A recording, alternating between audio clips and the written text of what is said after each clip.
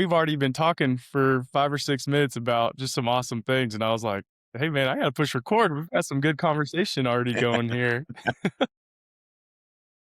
You know, it's funny. All the best sort of podcast stuff happens like right before the record button gets hit, and then right after the recording ends. So yeah, we'll try not to do that so much here. We'll keep the good That's stuff for the right. Yeah, actual we were podcast. digging in and talking about some really important things, just the importance of reading among guys and fiction books in particular.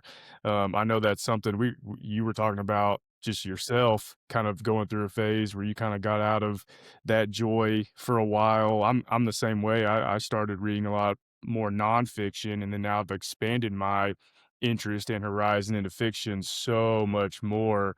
And man, it's just good. It's talking about just encouraging young guys to read, and hopefully conversations like this can help with that, and books like yours can help with that. And so, man, I'm pumped to talk with you more about it because you've got some awesome work out there, and I'm newly introduced to you, and I was like, dang, Sebastian has a huge following, and you've put out so many books. You have several series out, and so man, I just can't wait to hear you talk more about your passion for writing and the stories that you've created so far.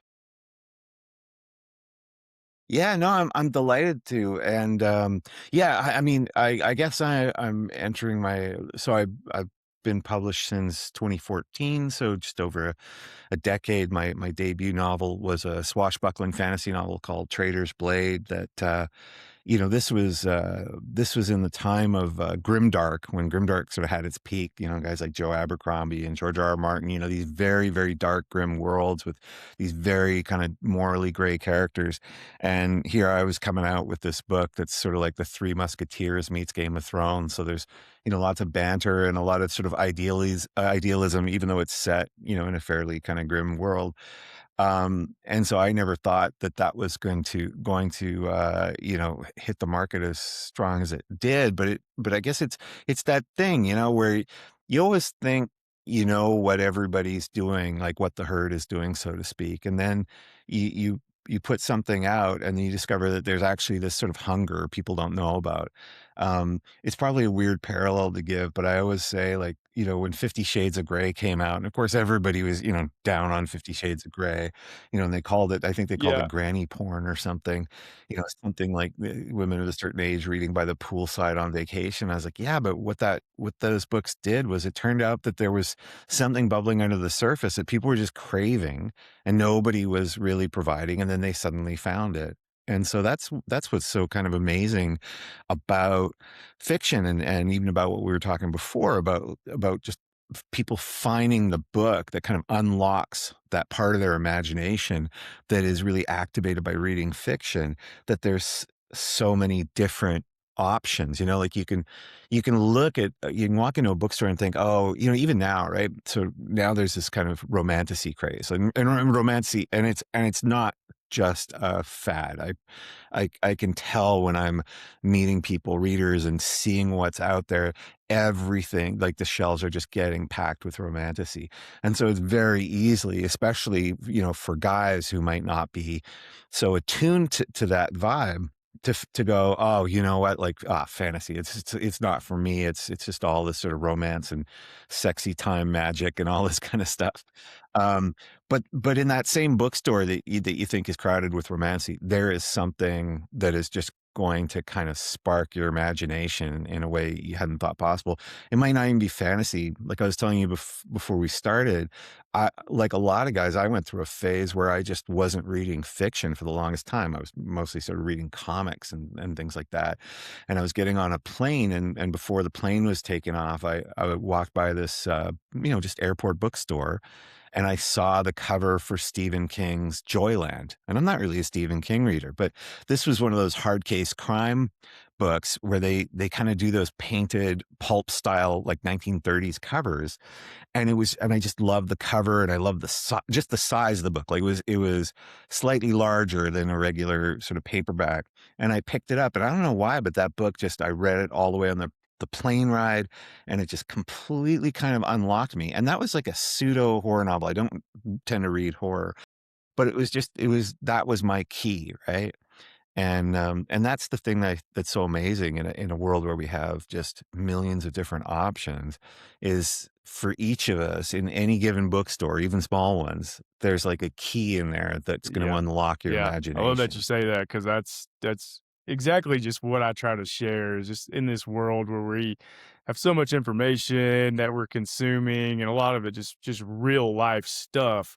Uh Man, it's so nice to take a break. I mean, there's always reality shows and shows all the time too people are consuming, but to get lost in a good book, and there's so many different options, so many different genres and so many different stories. And man, there's nothing better than, I don't know, just starting something and all of a sudden you're like 100 pages in. You're like, holy cow, this is, I can't put it down. I'm in my own world now. I'm a kind of just escaping reality for a little bit. And it just feels nice to just, I don't know, it's just a form of just like you said, imagination. It's good for you. It's good for your soul. It's good for just your life in general. And so, uh, again, I just like that you speak to the importance of that. Just kind of you rediscovering that, me discovering that, and hopefully a lot of other people are, going through that process too. So Yeah. I mean, I think one of the challenges is, we send out the wrong message sometimes about books as if, like books are your vegetables. Like why, you should be eating your vegetables, right? It's a morally superior form of entertainment than, let's say, video games or movies. And that's not what it is at all. It's that, this- you know, I'm not down on anybody for playing tons of video games or watching tons of reality TV. Like reality TV has a certain kind of pleasure to it. And you can enjoy that. What happens though with any kind of pleasure, just like any kind of food. I mean, I'm addicted to chocolate. I can, kind of eat, almost want to eat chocolate all day long. But there comes a point, and it doesn't take that long, where you're like, man, I just can't get the same amount of pleasure out of the same thing, right? And that can happen with video games too. You're just like, yeah, I think I love it, but how come I can't feel it? And so when you go to something like reading, it's not because it's necessarily like, intellectually or morally better to be reading. It's that it's a different kind of pleasure that is slightly harder at first if you've been away from it to reactivate. But once you reactivate, it's exactly like you say, right? You're going, oh my God, I've just read 100 pages of this book. And, I remember when I read The Martian by Andy Weir. And again, I'm not even like a sci-fi reader, but I picked up that book, and it was before the movie was before he was famous or anything, and I picked up the book, and I remember when I started reading it thinking, "Ah, I don't know, like, this guy, like, it just not the I don't think this is the greatest prose," or whatever, some snotty attitude, and then I realized I stayed up all night, like, I read for 14 hours straight because I got so hooked, and that feeling of being, like, literally lost in a book, um, it's a little harder to get to sometimes than the feeling of getting lost in a video game, but it's different. And and just because it's different, it means like when you go back to your video game or your movies, you can enjoy those more again, right? Like it's like you're cleaning your palate. So yeah, I think we need those yeah, different forms of yeah, stimulation, right? So that's what's so great about your podcast too, like just the fact of just acknowledging that, the guys, need to feel okay about yeah. finding their own Yeah, books and talk about sometimes. it, toss ideas around each other, and that's kinda where this was born at.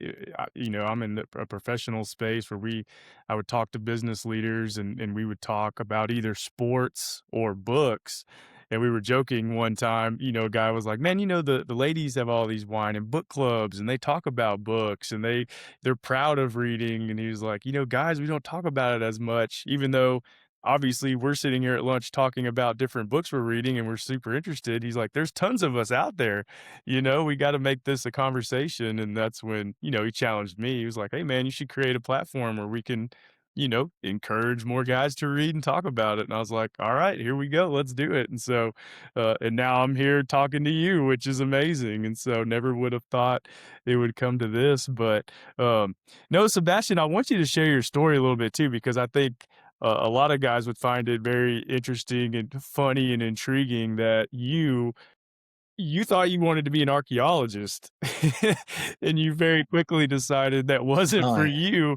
and, as I was learning about you, I actually was laughing out loud. I was like, "This is so awesome." So, can you talk about that, just kind of your I don't know what you thought you were interested in, kind of that progression that led you away from that? yeah, no, for sure. Look, I'm the kinda guy that they should ban from universities. You know how, like, if you're gonna join the CIA or the military or even the police, I think, like, they do these psychological profiles to make sure that you're not, psychotic, to make sure that you're stable, or in the case of, like, the intelligence services, that you have, at least some good, useful sociopathic tendencies and stuff. Yeah, I think they should do that for universities, and just to make sure you're not one of the guys that's gonna take 20 different majors and just constantly be changing your focus all the time, because that was me.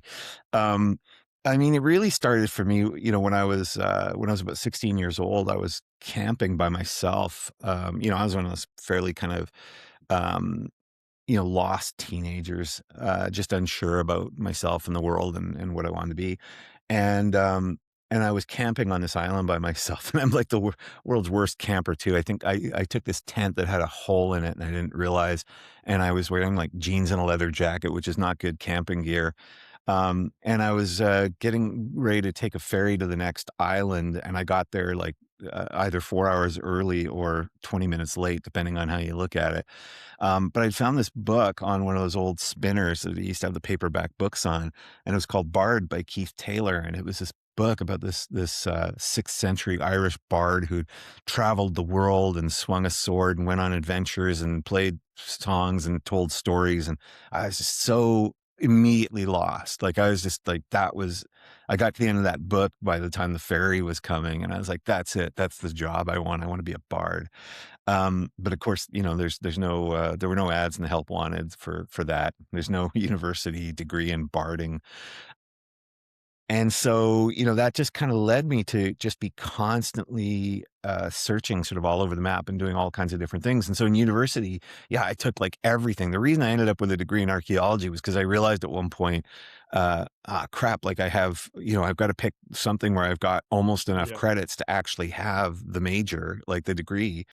And it turned out it was archaeology, and I thought, "Okay, well, that's a cool job." Every time, and I used to love it because the archaeology department at Simon Fraser University, they used to have to plan around, when a new Indiana Jones movie came out, because Go all of a up. sudden registration would double. Um, and so I was like, "All right, well, I don't know where I'm gonna buy my bullwhip and fedora, but, this seems like a decent enough career." And I went on, like, my first dig. It was before my degree was finished, and, yeah, 4 hours in, I was like, "Oh my god, this is the worst job ever. This is basically camping, but you have a toothbrush that you're digging around the dirt in." I mean, there's a million different ways that archaeology is practiced, but the main one of being on a dig, you have to really like camping. The and so, yeah, so I left. I was like, "That's it. I'm out." And 4 hours later, I, like, called my school. I was like, "Alright, I'm still getting the degree, but I'm not gonna be an archaeologist." And so then I just kinda, did more of that wandering that has all of its own joys, right? Like reading different books. I was a full-time musician touring around. I ended up, I took up fencing for a while. I ended up choreographing sword fights in England and Canada and other places. And, so after a while, I kind of somehow managed to be a guy who, traveled around the world, swung a sword, played songs and told stories. And so eventually that sort of, peaked at, when I, wrote, Trader's Blade. And so I did kind of end up getting to become a bard Yeah. just in the Yeah. aggregate. That's cool. I mean, what I hear is you just lived life, just kinda let it take you where it did, and you got to experience a lot of great, amazing things. You figured out what you really didn't like and what you didn't wanna do for the rest of your life, and then it kind of just morphed its way into what you do and what you're able to do now, and I think more people should go about life that way. Figure it out, go explore, especially while you're young. It's okay if you don't know what you wanna do. It's okay if you decide, hey, what you thought you wanted to do isn't the right path, you know? You got a long life ahead, you know, Mhm. don't waste your years doing something you don't wanna do, so it's really again, I just learning about you, I was like, "Sebastian's, like, exactly what most people need to do, just go explore, do all kinds of things." Well, it's a balance, and it's an interesting thing. I don't know how it is for women in this sense, but, because I was brought up in a pretty traditional, I don't know, kinda almost old-fashioned vibe, because I, lived in a small town when I was a kid and things like that. Uh, that that with guys, like, it always feels like there's sort of these 2 different paths that get put in front of you, and one is like, okay, you gotta, be super responsible and, get a really solid job, maximize for security, maximize for profit, right? And the other is, no, you gotta, be reckless, be the adventurer and go off and, that and that tension, I think, must be super uncomfortable for young men. And I guess probably for young women as well, because, a lot of those sort of artificial separations have started to collapse, thankfully. But you really don't have to make that choice. It's okay to go, "You know what? I'm gonna be responsible for a few years. I'm gonna get this good job. I'm gonna save up money. I'm gonna, maximize for security and profit and relationships and stability, and then go, okay, I'm gonna put that aside for a year. I'm gonna go off on some kinda, wild adventure. I'm gonna join an acting troupe or do whatever." And then you can bomb at that, and then you come back and you go, okay, now I'm going to kind of re-educate myself a little bit and then get ready to jump back into some more stable market. Because that's what I did a lot of the time. Like I hardly ever put myself in a position where, where I or someone that depended on me was going to be, potentially at risk. That's the great thing about relationships is especially like, you get to sort of support each other. One of you is doing the stable thing while the other one's going a little bit Yeah, crazy for a while and then vice versa. So yeah, those options are there. And if we're, by the time I got a book deal for Trader's Blade and I was like, all right, I'm going to give up this really nice, really wonderful six-figure job, at a place that I loved, that was very creative and all those wonderful things, just to take a chance on being a full-time novelist. It built up enough sort of cushion that I wasn't gonna put, the people I cared about at risk. So you can do that, and it's great. And, like I said, I had no idea whether I was gonna make yeah. it as a novelist, right? I mean, talk about a crapshoot career, but, Trader's Blade ended up being a bigger hit than we thought. Like, the Greatcoats series, the quartet in general, like, did really well, and then Spellslinger, which was my YA fantasy series with the, talking squirrel cat, ended up being, even bigger, as it spread, and it's Yeah, just sort of gone that's on all from as you were there. explaining just kind of your approach to life there, I was thinking of another person, Richard Branson. You thought I read his book, Virgin and all these different things, but reading his book and how he just, like, went about life, and then you just again, he built business, there was just lived a certain way, so I was as you were talking, I was like, "Man, there's a guy I'm thinking of that's did the same thing," did a lot of cool things, and he was who I was thinking of, um but no, and as you have become more and more successful and you've gained a bigger and bigger following, like now people are looking for your books and I mean, you're at a point now where everything you're creating, people are following it. Um, just talk about that a little bit. Like, cause you just stated like you had no idea that your books were going to catch on and have as big of a fan base or following, a group of readers. Just talk about that a little bit. Like when you first start publishing and writing and you start gaining a little bit of traction and then you realize like, "Hey, this is like, I love what I'm doing. Like, this is what I wanna do now." And now you've created many different stories and the one I got introduced to was the Malevolent 8 after you were telling me that the Malevolent 7 wasn't even supposed to be a big deal. Um, but just dive in more to your work and just kinda Yeah, how yeah. that all came to where it's at. Yeah, no, look, I mean, the one thing, your listeners should definitely take away from this is, look, if you wanna write a novel, if you feel that urge, you gotta do it. You don't have to. you don't have to think about, is this thing gonna make money, or is this gonna even be good in any specific sense, right? Because that's just sort of out of our control. If you write your first novel, is it gonna be good in the sense that, it's just perfect, it does everything right? Probably not. The first thing I wrote was a terrible archaeological mystery novel. It's like, "Okay, I better get Yeah. some use out of my archaeology degree here." This it was called Skeletons in the Cloister, and it was an absolutely terrible mystery novel. Like, just terrible, and, but it has some really wonderful moments in it. Like, even now, I can look back. I've had 18 novels published. I can look back at that first thing. Most people always think you're gonna cringe at what you first write, right? I'm not that way at all. I respect the person I was when I wrote that. I respect the creative impulse that produced that mystery novel. Even if I would probably never ask anybody else to read it. But there's things in there that I'm like, "Oh, man, I wish I knew how to put that into some other book," because I love that. So that's the nature of it. Like, it's a really unpredictable type of, endeavor, because ultimately it's both art and craft. And art is just the art side of writing is you're allowing all your personal experiences, all your personal insights, all the little dark forces. I think Stephen King calls them the bully boys in the basement or something, to kind of come out in the form of a story, right? It's whatever you're feeling about the world translated, expressed through what might be a story about, a bunch of elves going off to fight a war. Um, and you don't know what that's going to be, and you're just letting that out. That's the art side. And then the craft side is all the stuff that you can learn. The craft side is, okay, how do you structure a sentence better? How do you create a more well-rounded character? How do you have a plot? How to save the cat work, or whatever form of, structure you want to think about. Um, and so craft is very controllable. You can go, okay, I can recognize the flaws in this manuscript and what should happen.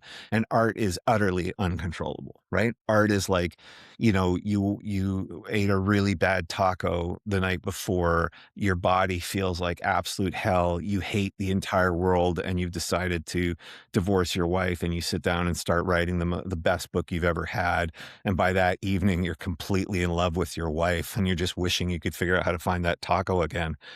Um, so that's the nature of the artistic side of it. And so, for example, when like you're very kind in your description of, my readership.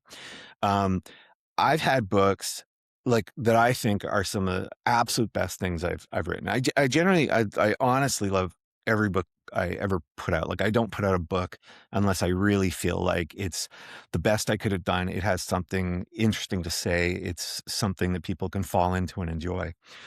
But Way of the Argosy, for example, is a spin-off from the Spellslinger series that people ask for all the time. They love Farius Parfax, who's this sort of woman in her 40s. She's the mentor of the young guy in Spellslinger, and she's one of my favorite characters to write. She's one of my readers' favorite characters.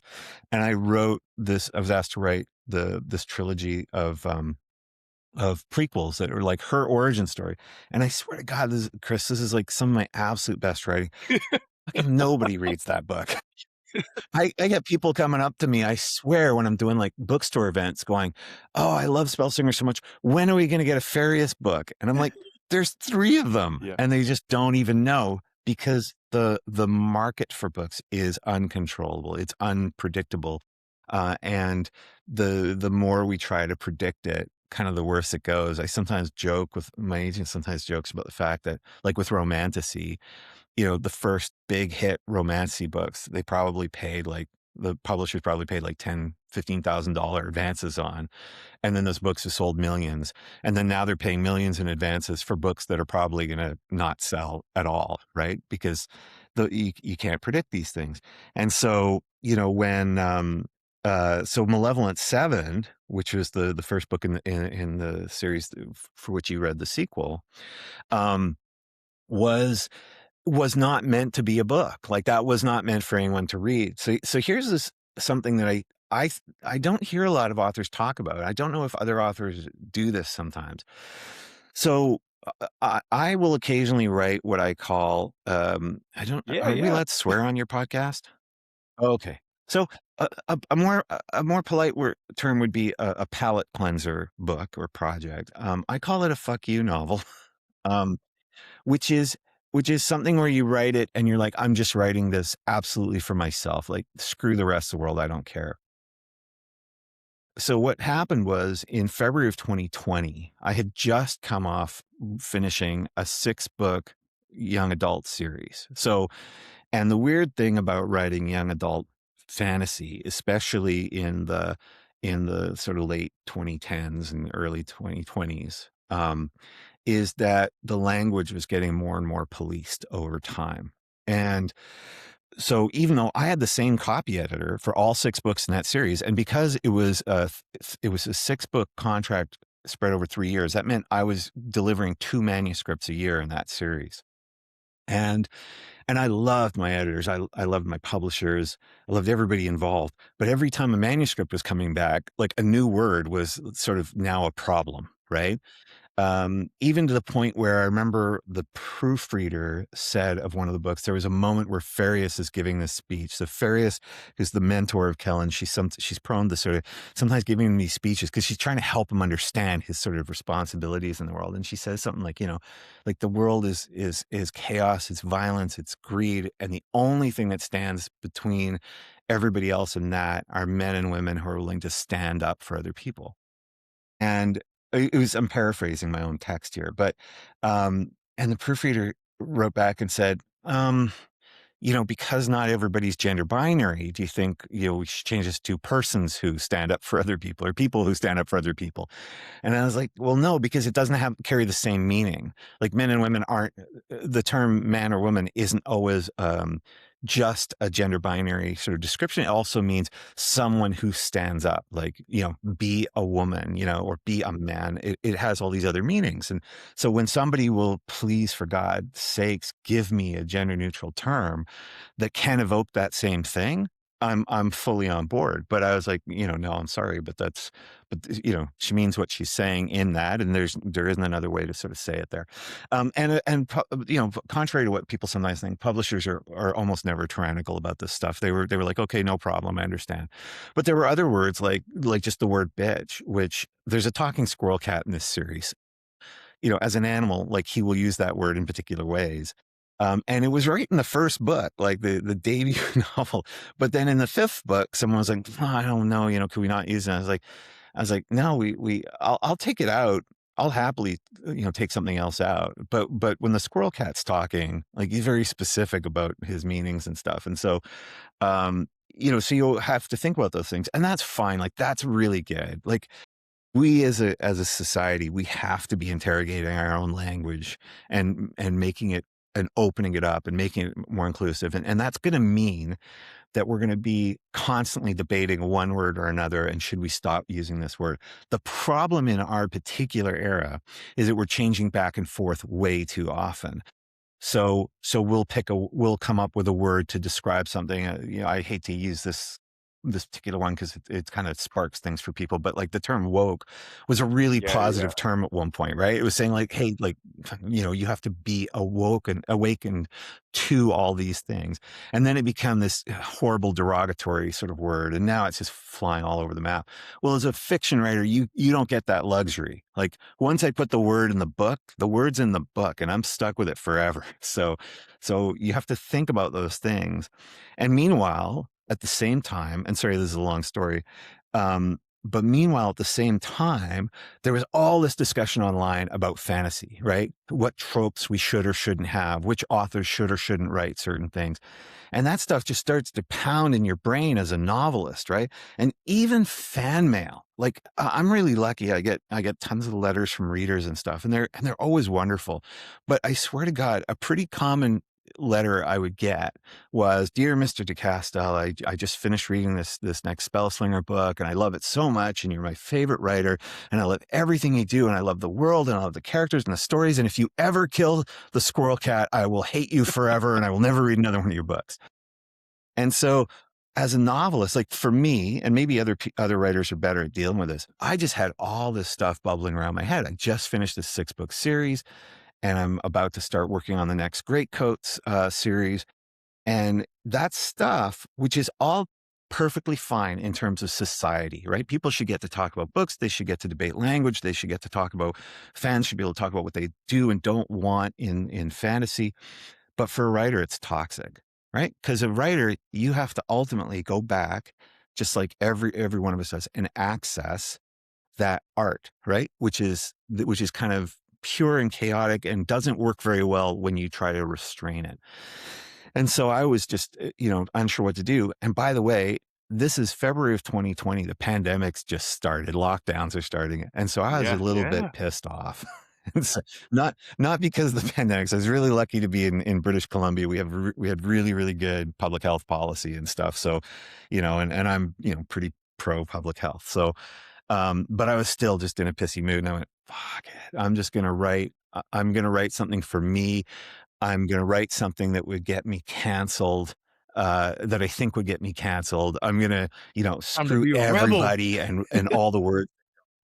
I'm gonna unleash all my toxic internal masculinity or whatever it is. And so I wrote this novel, Malevolent Seven, this manuscript, like in a month. Like I wrote it in February. I started, and my agent at the time, who I adore, Heather Adams, she said, "Well, I'd like to read this manuscript." And I was like, "Well, I don't think you want to bother. Like you've got a lot on your plate. Don't worry Yeah. about it. This isn't meant for publication."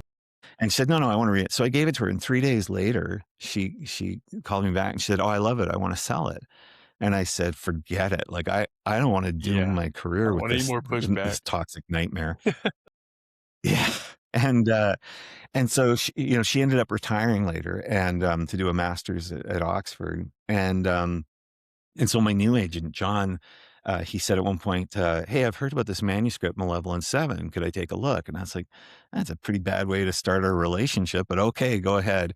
So I swear to God, 3 days later, he came back and he said, "Oh, I love this. I wanna sell it." And I was like, you know, "This is gonna go very badly for you." But I was kind of worn down. I was like, "Fine, go ahead."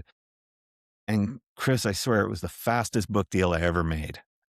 Like he sold it to a publisher and then it came out, and even then I thought, "Oh, man, is this just gonna really cause me a lot of trouble?" And, you know, even when it was coming out, and it ended up being like a bigger hit than, a huge ton of my other books. Like, it just suddenly kinda took off.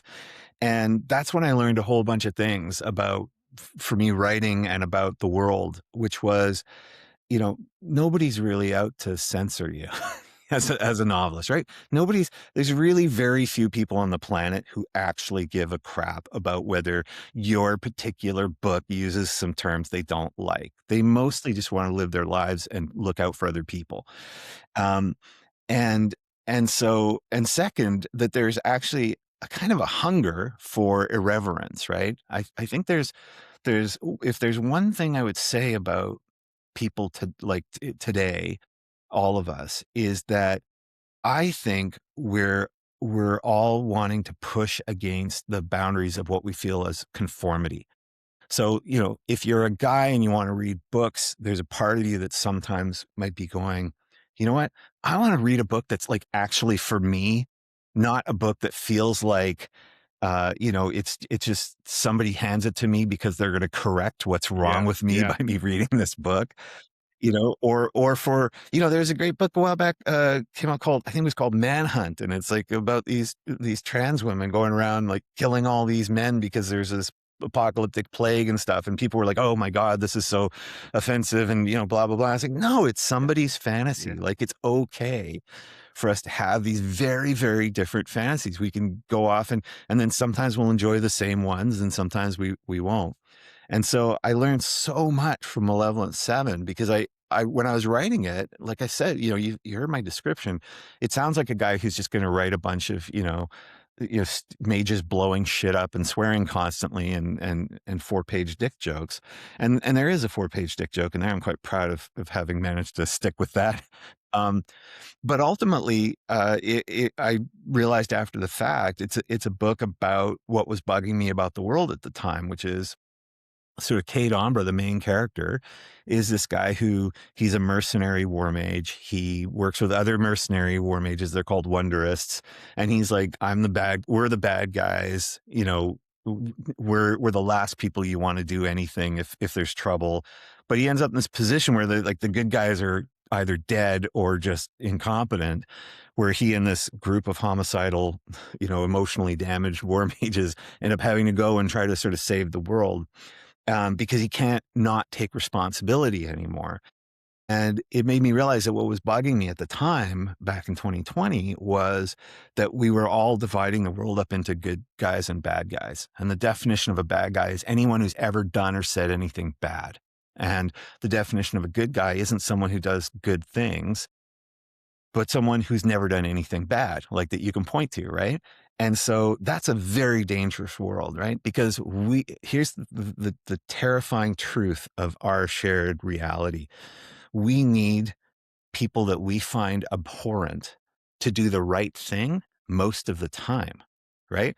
Like, if your local firefighter is racist, you still need them to come and put out the fire at your Asian neighbor's house so that they don't die, right? And the thing is, most of the time people do.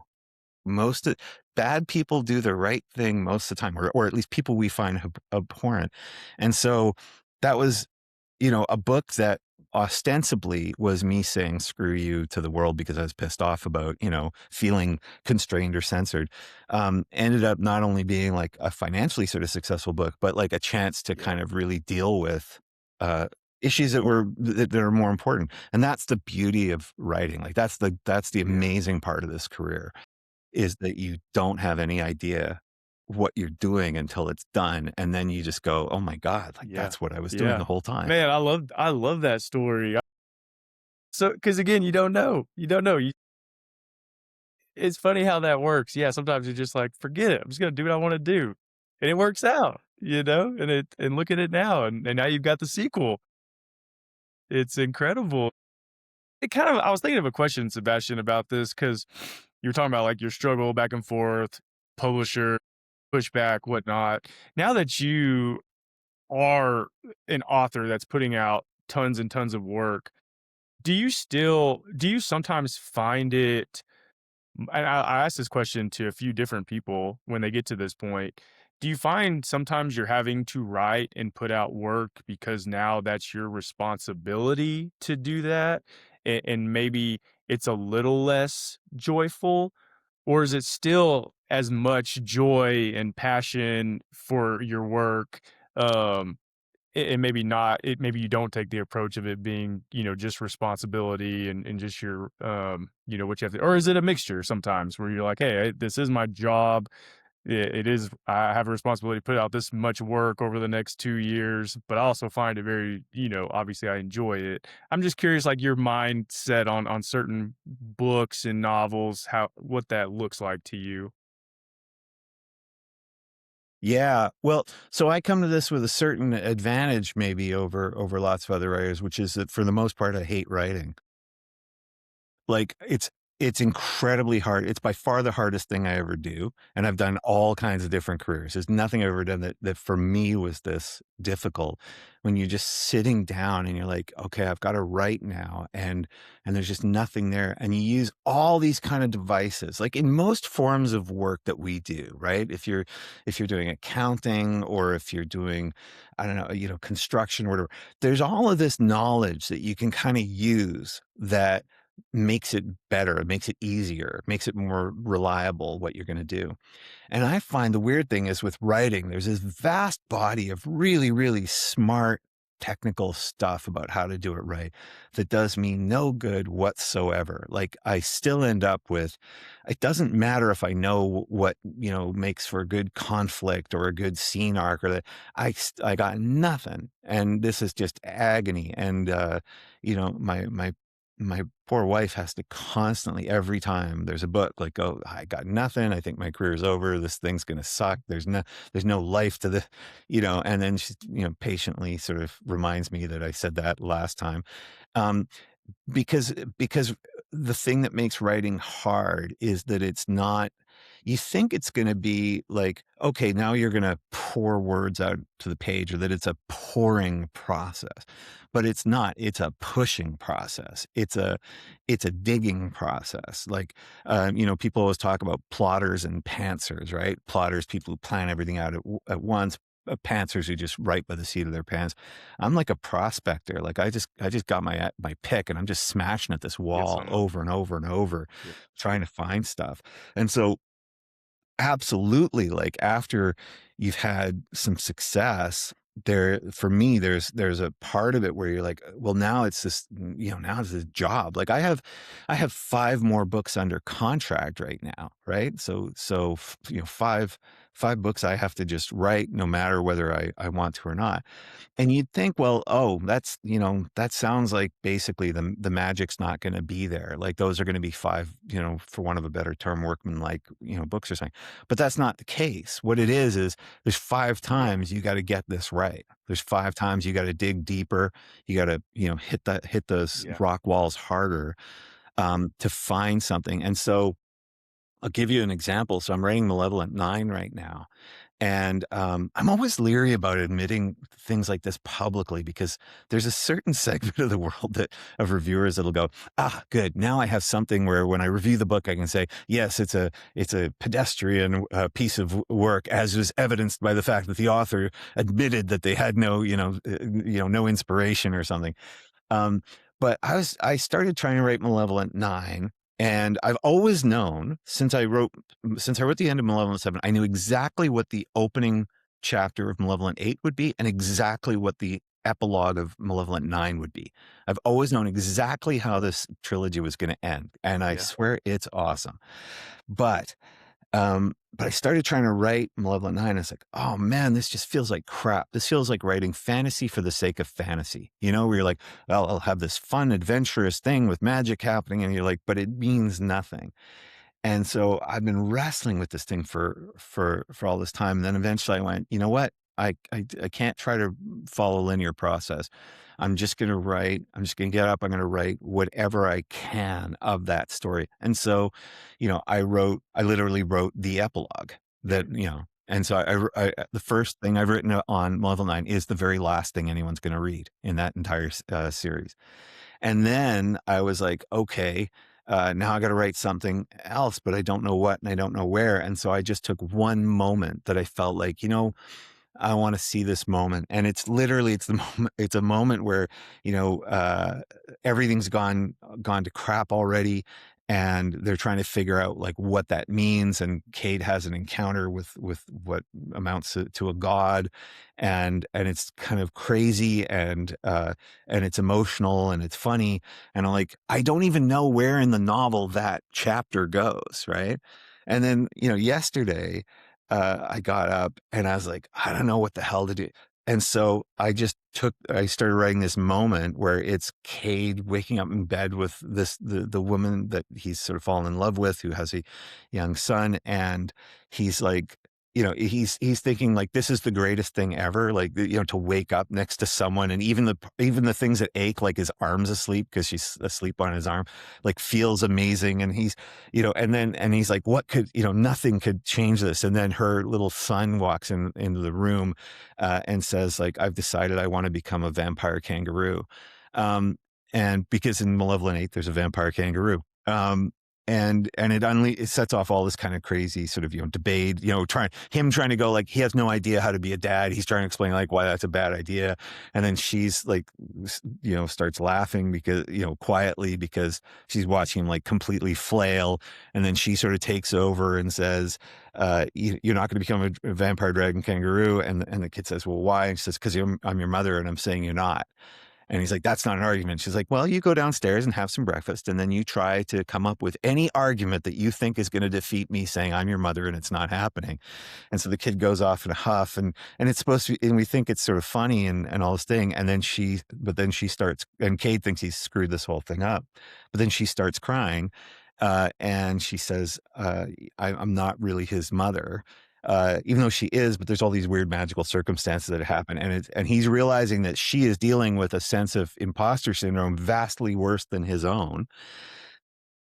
And so, and then at the very end, he has no idea what to say because he's like her the depth of her sorrow at her this circumstance is unimaginable. He doesn't know what to, but she's like, just say something, say anything, and he says, I think maybe we should let him become a vampire kangaroo. And so it's like this 4,000 word chapter. I don't know where it goes in the book. I don't know how it integrates with the overall, fantasy plot, but I love it. And that's kind of what you have to do sometimes, right? Because in a sense, the stringing together of chapters into a coherent novel is something anybody can do. The job of a novelist, to me, a fiction writer, is to go find moments that just like really kind of touch your heart as a writer and hopefully a reader's heart. And that's what you're doing, right? It's the 12 big moments in the story that may have nothing to do with the plot. It might be two people going on a horse ride going, I'm glad it's just the two of us right now because I don't think I could handle this if there was anyone else around, right?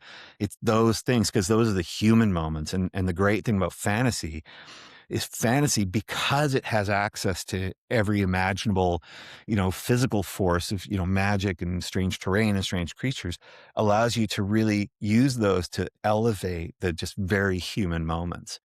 So, so I'm writing this Yeah, book like a nut job, like just, going around wherever I can sort of feel it in hopes, right? No guarantees, in hopes that somehow I'm going to find yeah, that true, proper concluding yeah. book in this Yeah. series. Well, I can hear, man, it's awesome. This conversation has been so awesome, Sebastian, because I can hear your like passion for it and wanting to create like this awesome story and then get it all tied together because you know the ending. You know you've got it all there. You're like, okay, how do I deliver what I'm wanting to do here? And I can't wait to read it. You know, because now you've got me like super amped up. You know, to dive in, and so.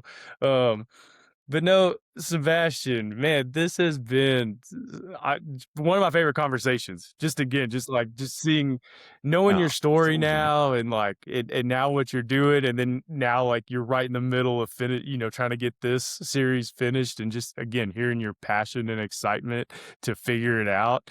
Um, and now that we've met, I'm going to be following all of your work. It just, I don't know. It's just, it gets me excited. For lack of a better term, you've got, like I said, you've got me just super pumped up over here. Oh, well, thanks so much, Chris. It's really a joy to be on, and like I'm so grateful. Like, so I'm a newcomer to your podcast, and I'm so grateful that it's out there because, like we were talking about before, man, like guys need to be experiencing, books and exploring those different areas, not just of entertainment, but just awakening all those different parts of our brain, right? So it's great that that you're out there kind of helping people realize like, yeah, fiction's not just for this one group or this other one group. You can be any type of guy, any type of woman, and That's right. you'll find That's something for right. you. Well, I know a lot of people are going to, I think, be super excited like myself when they listen and watch this. And I would love to, when you get this completed, have another conversation just to talk about it when it's done and just get your thoughts and just kind of some of the things you've experienced from people reading it like myself because I'll be able to talk. I want to talk to you about it too. And again, I'll probably have friends that are like, dude, this was awesome, like tell Sebastian this. And so um no, Sebastian, man, keep doing what you're doing and writing these stories because we've already discussed how important it is. Um, we've already discussed, and again, just seeing your excitement for it, it's just I don't know, again, exciting to me, and I think other people are going to see the same thing, and hopefully, this encourages um, some guys and just other people in general to pick up your books and dive in and read them. And I can't wait to share all of your books on the website and help spotlight them and generate some interest there. And so, No, Sebastian, thank you so much for coming on here and talking about these. And I can't wait to share them, and I can't wait to share this episode and see the excitement that others have as well. Hey, it was a pleasure, and yeah, I'm happy to come on again.